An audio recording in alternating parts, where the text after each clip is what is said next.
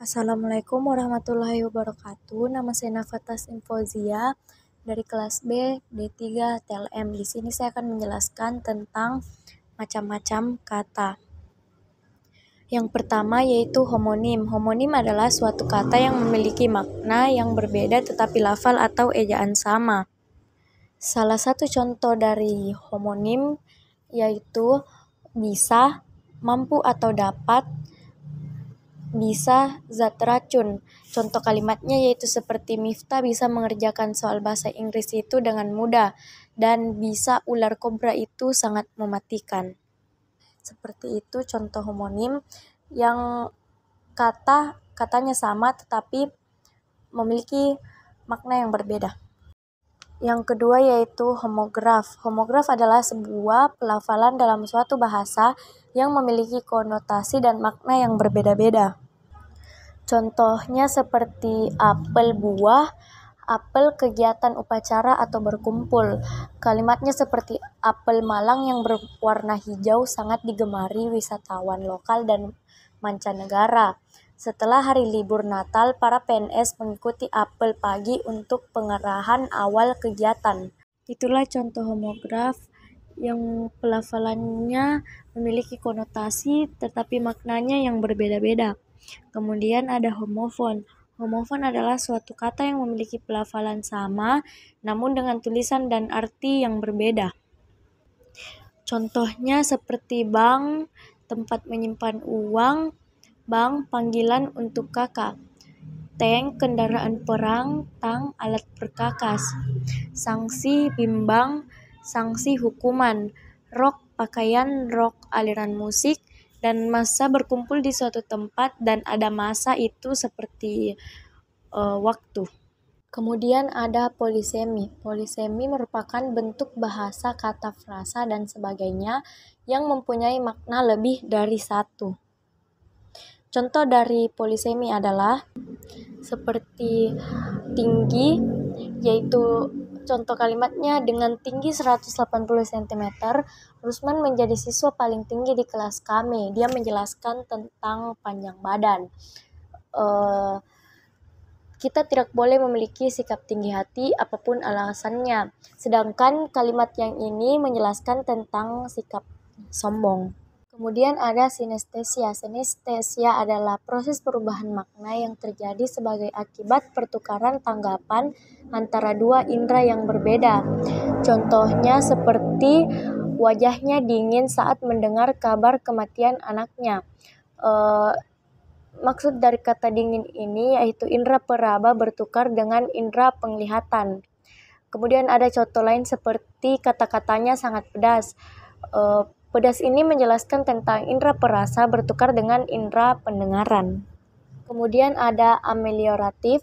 Amelioratif adalah perubahan makna kata menjadi lebih baik. Contohnya seperti buta menjadi tunanetra, gelandangan menjadi tunawisma, beranak menjadi melahirkan, bini menjadi istri, dan pembantu menjadi ART. Seperti itu. Kemudian ada peyoratif. Peyoratif adalah unsur bahasa yang memberikan makna menghina, merendahkan, dan sebagainya yang digunakan untuk menyatakan penghinaan atau ketidaksukaan seorang pembaca. Seperti contohnya, Aminah itu adalah bininya Yusuf. Bini yang bercetak miring artinya istri. Dia adalah laki-laki yang tangguh. Kata laki-laki yang bercetak miring maksudnya adalah pria. Seperti terakhir yang termasuk dalam relaksi makna kata yaitu hiponim. Hiponim adalah suatu kata atau frasa khusus atau memiliki arti khusus yang terkandung dalam kelompok, jenis, atau satuan tertentu. Contohnya seperti semua jenis kendaraan mulai dari sepeda, motor, becak, bajai, mobil, hingga bus ada di Jakarta. Yang termasuk hiponimnya yaitu sepeda, motor, becak, bajai, mobil, bus. Adapun contoh kalimat lainnya seperti rumahku penuh dengan hewan peliharaan seperti ayam, kelinci, burung, kambing, dan hamster. Yang termasuk hiponim di sini yaitu ayam, kelinci, burung, kambing, dan hamster. Kemudian kelas kata. Yang termasuk dalam kelas kata yaitu Nomina. Nomina atau kata benda adalah kelas kata yang menyatakan nama dari seseorang, tempat, atau semua benda dan segala yang dibendakan. Dari penjelasan tersebut dapat disimpulkan jika kata benda nomina ini bisa digunakan untuk menjadi subjek maupun menjadi objek pada sebuah kalimat. Contoh kalimat nomina yaitu Ega membeli buah. Yang bercetak tebal di sini itu adalah subjek maupun objek. Kemudian ada nominal. Nominal merupakan kalimat yang predikatnya berupa kata benda. Contohnya seperti laptop ini dari Amerika Serikat. Kata benda di sini yaitu laptop. Kemudian ada verba.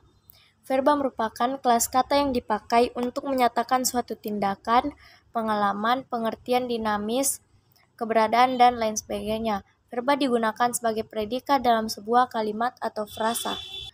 Contoh dari kalimat verba yaitu salah satunya kakek memotong batang pohon. Kemudian ada adjektiva. Adjektiva atau kata sifat adalah kata yang mengubah nomina atau pronomina biasanya dengan menjelaskannya atau membuatnya menjadi lebih spesifik. Kata sifat dapat menerangkan kuantitas, kecukupan, urutan, kualitas, maupun penekanan suatu kata. Contoh dari adjektiva ini yaitu kerusakan paling buruk terjadi di pusat bencana tanah longsor. Yang kata tercetak miring ini termasuk dalam penekanan suatu kata yaitu paling buruk. Kemudian ada objek. Objek di sini adalah benda, hal, dan sebagainya yang dijadikan sasaran untuk diteliti, diperhatikan, dan sebagainya. Contohnya yaitu bola. Kalimatnya seperti Budi bermain bola basket di lapangan. Dan ada juga kata sayur, kalimatnya seperti Lucy memasak sayur di dapur. Kemudian di sini juga ada pelengkap. Pelengkap atau komplemen adalah bagian frasa verba yang membuatnya menjadi predikat lengkap dalam klausa. Contoh katanya seperti air. Kalimat pelengkapnya yaitu botol itu berisi air. Yang termasuk kalimat pelengkap di sini yaitu tanda yang bercetak miring. Kemudian kelompok bentuk kata. Yang termasuk bentuk kata di sini yaitu ada kata dasar. Kata dasar adalah kata yang menjadi landasan dalam pembentukan kata turunan. Adapun yang dimaksud kata turunan yakni kata yang disertai imbuhan serta kata ulang. Contoh kalimat kata dasar yaitu Dini minum kopi di kedai kopi kesukaannya. Yang termasuk kata dasar di sini yang bercetak tebal. Kemudian di sini ada kata majemuk. Kata majemuk yaitu gabungan dari dua unsur yang mempunyai makna, namun hasil dari gabungannya menimbulkan makna baru. Kalimat majemuk ini memiliki dua jenis, yaitu kalimat majemuk setara dan kalimat majemuk tak setara. Contoh kalimat dari majemuk setara yaitu ibu mengantar adik ke sekolah kemudian berbelanja ke pasar. Kata majemuk setaranya di sini yang bercetak miring. Kemudian contoh kata majemuk tak setara seperti ia sudah bolak-balik berobat, namun sakit yang dideritanya tak kunjung sembuh. Kemudian kelompok bentuk kata berdasarkan baku dan non-baku. Kosakata baku digunakan untuk segala hal yang bersifat formal, termasuk dalam karya tulis ilmiah, surat resmi, majalah, atau dalam forum-forum resmi. Sementara itu, kata tidak baku adalah kosakata yang ejaan dan pelafalannya tidak sesuai dengan KBBI dan PUEB. Contoh kata baku yaitu bulan November tahun depan kakak akan menikah.